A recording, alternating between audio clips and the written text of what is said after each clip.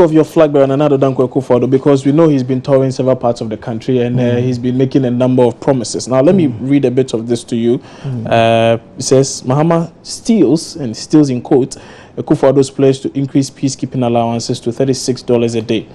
And a bit of the story says there's a panic within the New Patriotic Party over suspicion that the party's 2016 manifesto that highly kept secret may once again have been leaked to the ruling National Democratic Congress as it happened in 2012.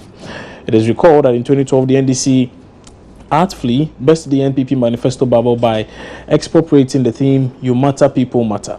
Afraid that the NDC will once again borrow from its manifesto, the NPP has chosen to bring out its manifesto promises one at a time, with the presidential candidate bringing them out in drips and drops as he tours the nation.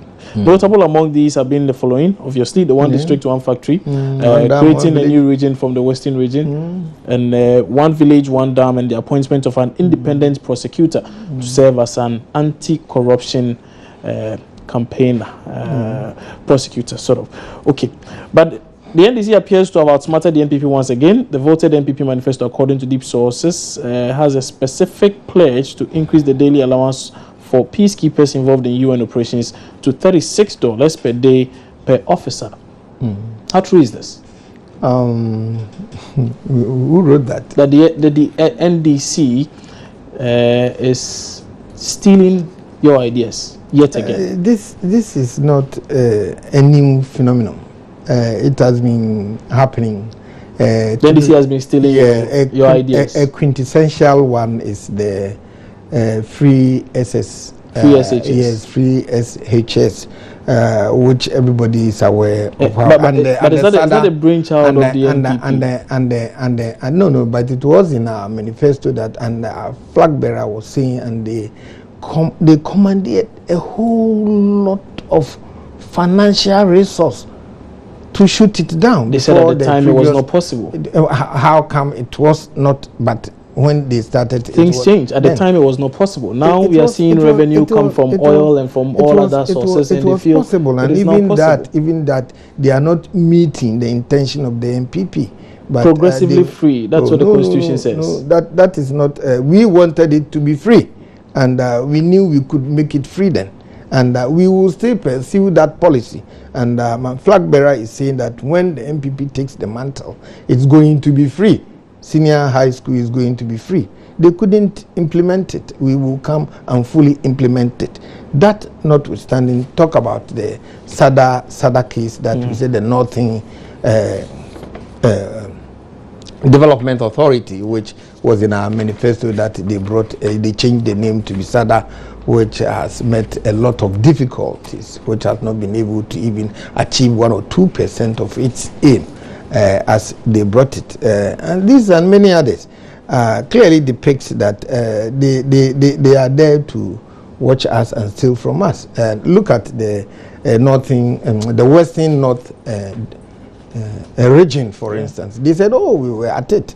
Look at the one dam, one village. "Oh, we are doing it." Whatever we say, they come to tell Ghanaians that, "Oh, we are ongoing." But if you say, ongoing. I mean, let's look at specifics here. So, to the one dam per village plan or initiative, if it has to do with irrigation, there are a lot of irrigation works that are currently ongoing in the country, across the country, several of them that are being pursued by the NDC government. Yes, I can give you some statistics. Burkina Faso has developed 79 dams, and look at their performance now. When you go to South Africa, they have 516, and Zimbabwe has 136, right? So dams are, you cannot separate dams from agriculture, and if you do that, it means you don't want to realize the full measure of agriculture. And per what we have seen in Ghana now, if we have that much irrigation projects, then why are we suffering? We import contumely, we import bananas, we even import bananas, and we import plantain and cocoa from Ivory Coast. You see, but our land is richer than that of Burkina Faso, but we still continue to import tomatoes from Burkina Faso. When you go to the Paga border, you will cry as a Ghanaian. if you see the many articulators that enters the Ghana region with tomatoes, with onions, with cattle, oh my goodness, you will ask, where are these Ghanaians and what are they doing? That is what my flag bearer said, and he has been singing this song for long, that he will improve and intensify agriculture. He will improve and intensify agriculture. Agro businesses will become the order of the day. That is why we are saying that he is confident and very sure that one district, one industry is going to happen. And you're saying even before you implement all these things of yours, the NDC is already stealing them? Things have been leaked to them? Oh, yes. Look at what happened just recently about the Western North. When they said, and this even irrigation project, the Minister of Agriculture came to say, to comment on it, that it is ongoing, it's something that they are doing. The rate at which they are doing it is the border of every Ghanaian. What we are saying is, we have to be maverick if we want to go forward, right? We have to change the paradigm. We have to change our mindset. Abandon the status quo. Yes, abandon the status quo. If we want to make sure that agriculture becomes the food or the penny in our pockets, considering the number of people that are into agriculture. Over 65% of our people are into agriculture. But what do? They are subsistence. But isn't it we worrying? Want to mechanize agriculture. We want agriculture to become the mainstay of Ghana. We don't want anything. All that we want is a leader who is transformational, a leader who will drive us, a leader whose policies are towards the eradication of subsistence and making sure that the agrarian is away and mechanization is the order of the day. If you say your manifesto is being leaked to the NDC, is it not worrying? It appears you have a lot more moles than you thought you did. Oh, no, really. One of these has been pronounced by my flag bearer, like many others have been pronounced. So if this time around is to our chest, and we are saying that one has been leaked, in politics, it is not a big deal. It's not a big deal? It is not very big. To have things you are holding close to your chest. Leaked to your opposition, to your opponent. Some things can happen out of grapevine, right? And somebody may pick it up and develop it. That to us as human beings is normal. It's very normal, yes. And that doesn't take away from the fact that we aren't going to pursue that, because according to the write-up, our estimation is to give them $36 a day, and they have fallen short of that. It means they did not get the full script of our intention, or they are afraid of doing that, and we can do it better. It could also mean there isn't enough money. There is, per the statistics given, because the UN is giving them 1,327, and we have fallen short of making sure that. So apparently the NDC has been stealing your ideas, trying to implement it. They always try, but they end up not being able to fully execute it. That's what you're saying. Yes. The CPP and PPP, particularly Dr. Papa Kwesi Ndoma, has also accused your party of consistently stealing his ideas. I have not heard him categorically saying that NPP has been stealing their ideas. He has mentioned it on a couple of occasions. I have heard him. For instance, this issue of even this free SHS policy you speak of. He said he proposed it early on, and then the NPP, any other party can say that, but the choice is between NPP and NDC. We have the capacity and the capability to rule.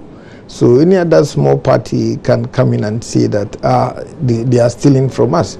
But juggle it between these two parties and look at their manifestos. And when you read the manifesto and the intention of the various policies, you will see that if it were to be your policy, you would have been able to think through it and get it executed in a better manner. But if it becomes something that could not be fully implemented for the full realization of what the original person intended to bring up to the Ghanaian It's interesting people. you speak of these smaller parties and their role in the elections, whether or not they even have any significant numbers or really pull off a surprise.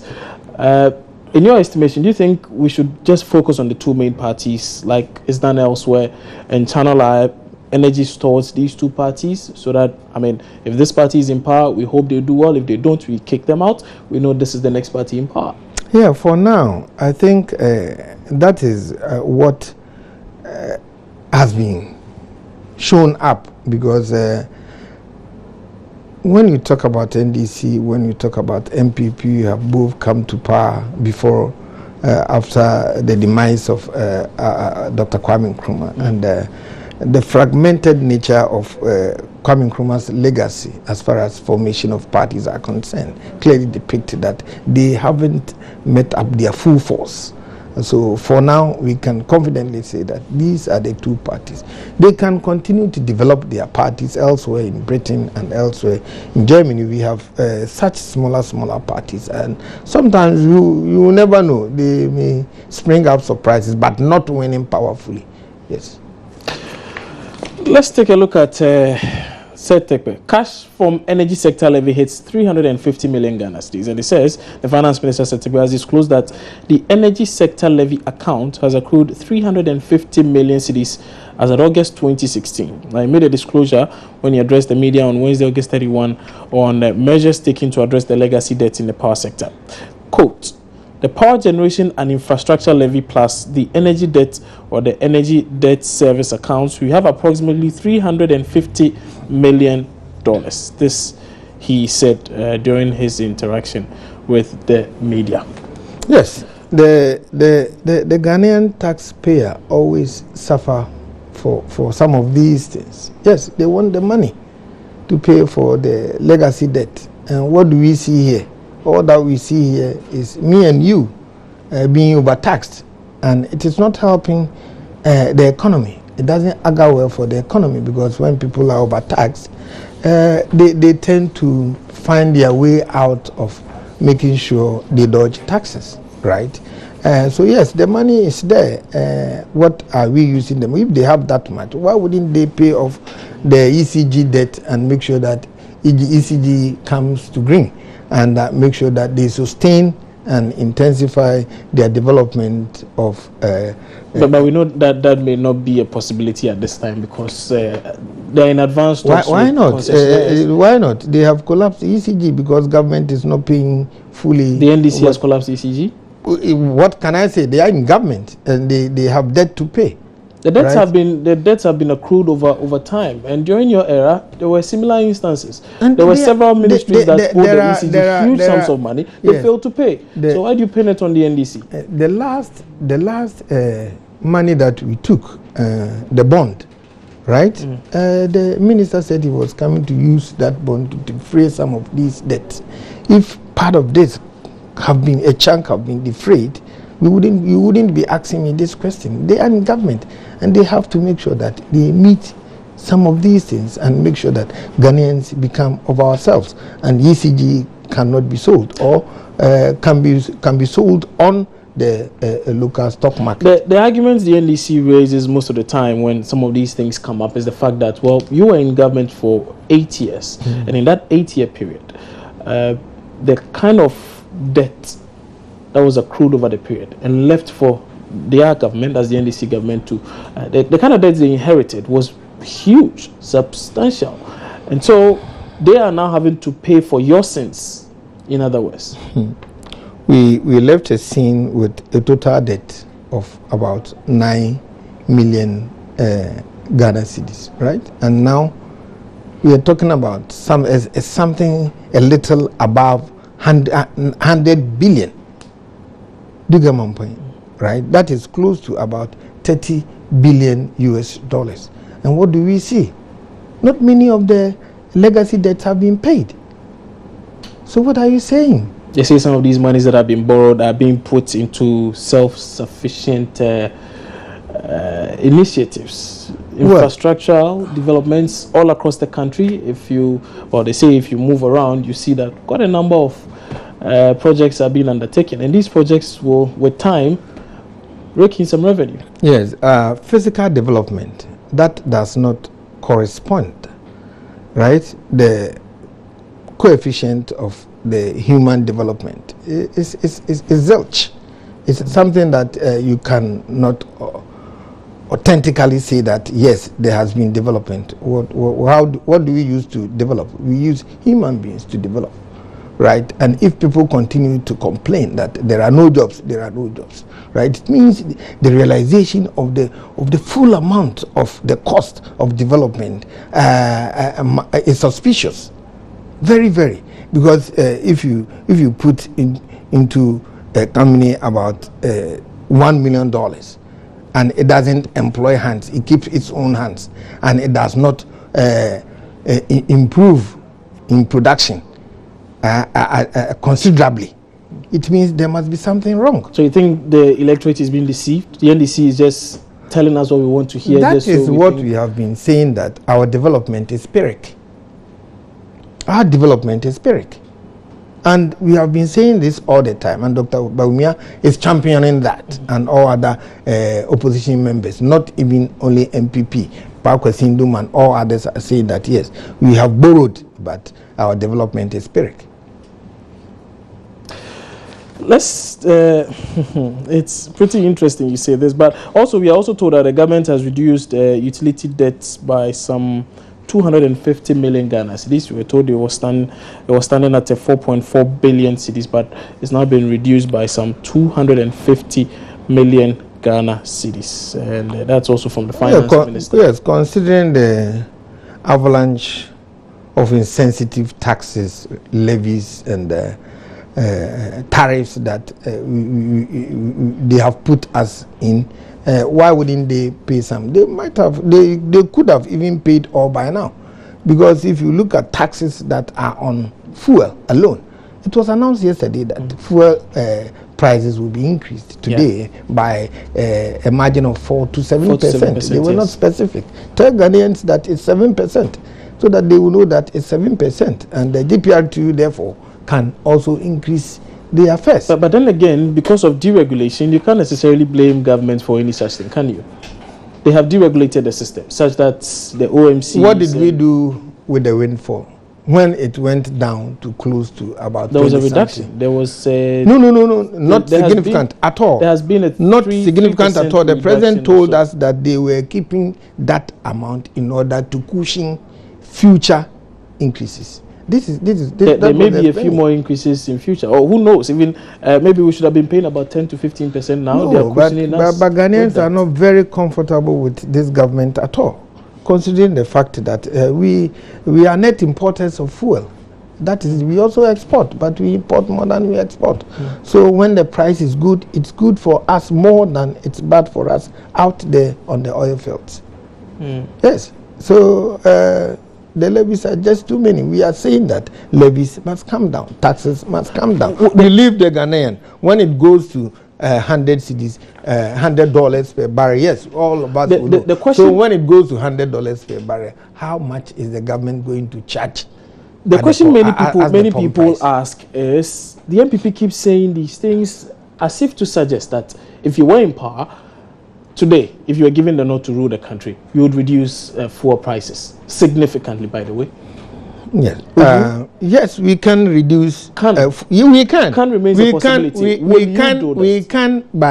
We can by reducing taxes. Yes, we have said, and we have been categorical on that when we come, we reduce taxes. Well, reducing taxes means bringing down the cost of fuel, because it will be overboard. What will be your percentage of decrease as far as fuel is concerned? No, I can't sit here without a meaningful statistics and give you a figure. But the broad policy is when we come, we are going to reduce taxes. But that is what is being done by the NDC. They've reduced the price of fuel to an extent. Even though you say it's marginal, virtually insignificant, they will still say they have reduced it. So if you're also telling us you're going to reduce it, by what margin? How different would that be from what the NDC is offering? The economy is such that economy is a circuit. When you break the circuit, it becomes difficult to get a fire or the energy that you need.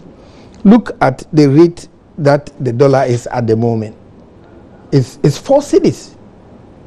It's not yet 4 cedis. Yes, 392. Others are charging 4.05, 4.06. That's if you are going to buy. Yeah, it. go Yes. to that's when you are going to buy. Yes. Yes, but we buy. So that is why we are saying that the dollar gets worse and the economy gets worse, and the crunch time continues to meet us squarely. During your era, it was 1 cedi to 0. It was 1 cedi to 70 cents. Yes. No, it never came to 70 cents. It was 1 cedi to 90 cents. I think. Okay, 90 cents. Yeah. But during your era, we did also see significant increase. At a point in time, there was about no, I'm speaking of the dollar. Usually, if you speak of the exchange rates, the cedi dollar denomination, there was up to about 30%, even after the, should I say, devaluation of the cedi, because that's how the NDC has for how many years? Anyway. For how many for years? A period. For a period, yes, and it wasn't that much. It wasn't that much, considering the rate at which the NDC has started to see the deterioration of our cedi. It happened. It got to a time that the cedi became the worst currency in the whole wide world. We have never had this in the history of the economies. What was that? Oh, about 2 years ago, it was the worst currency in the whole world, not in Africa. We do know of the situation in Zimbabwe. I do not know at which point at that point our cedi was the worst. You can Google. At what point in time was the cedi the most weakest currency in the world? Just go on your phone after this program, or somebody can get that sorted out for us and bring out the fact. I'm not lying. I read it. You see, I read it. So you see the NDC as terrible managers of the country's economy, and that the NPP is the best party. Yes, considering the amount of money that they have borrowed. Yes, they have a hyperactive sensitivity to borrow. So they continue to borrow and borrow and borrow and borrow, because and it affects us because we are paying interest on the loans taken. The main loan or the capital will not be paid now. Maybe our children will come to inherit and pay, but the interest that we are paying now is deteriorating the fortunes of our company, of our nation. That is why the cedi is that low, at that ebb. Maybe I'll just and it's affecting everything. It's affecting everything in the country. Villages are suffering, and they are the most. You see, they cannot buy anything. Why is it like that? And we have borrowed so much, and we are paying. So we pay over 7.6 million on some of these loans. So what are we saying? Why is the economy like that? So we cannot produce anything by ourselves. We are importing almost everything, and they keep telling us that buy Ghana, made in Ghana goods. Where are the goods? I see. Where are the goods? So look at the interest rate. As we speak now, interest rate is hovering around 36 and 40%. In all of this, you are seeking to impeach the president. Are you? No, we want the facts to come out. And it's for the benefit of you and me and all Ghanaians. And it's going to happen today in Parliament? Yes, we are going to debate. We'll bring you a live coverage of that very event. But Kwabena Mankwesiama is Member of Parliament for Fantiakwa North. He is also on the Finance Committee of Parliament and a member of the New Patriotic Party. A proud one, that's right. Thank you. Anyway, okay, he's been our guest on AM Talk this morning, and he's been saying a lot of things that he's been touching on quite a number of topical issues on the political landscape. And like I said, we'll be bringing you a live coverage of things that will be happening in Parliament today as the minority decides to push for a bipartisan committee to investigate the president following his decision to accept a Ford car gift from a Burkinabe contractor, Jibril Kanazo. We'll be bringing you a lot more on that on News Desk and subsequent bulletins.